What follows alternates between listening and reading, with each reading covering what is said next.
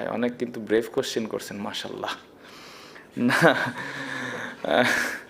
আমি যেটা বললাম যে আমি অ্যাজ এ ক্যাপ্টেন হিসেবে সত্যি কথা বলতে যে জিনিসটা দেখি, এটা শুধু সাকিব ভাই বলে বলছি না, আমি যেটা দেখি যে কতটুকু কষ্ট করছে এবং কামব্যাক করার জন্য যা যা করা দরকার সেই কাজগুলো করছে কি না, টিমের প্রতি ইন্টেনশনটা কীরকম, এই জিনিসগুলো আমি খেয়াল রাখি, বা আমি চেষ্টা করি যে ওই প্লেয়ারটা টিমকে দেওয়ার জন্য কতটুকু প্রস্তুত, 100% কিনা। এটা অনেকে ভাবতে পারে হয়তো সাকিব ভাই দেখে আমি বলছি, বাট জিনিসটা এরকম নয়। একটা নাহিদ রানা থেকে শুরু করে মুশফিক ভাই পর্যন্ত সেম জিনিসটাই কিন্তু আমি দেখার চেষ্টা করি। আঙ্গুলের যে ব্যাপারটা, টেপ প্যাচ দিয়েছেন ব্যাটিংয়ে, গ্লাভসে একটা বল লাগছিল, আপনারা যদি খেয়াল করে দেখেন তো ওইখানে একটু ব্লিডিংও হয়েছিল, যার কারণে টেপটা প্যাঁচানো।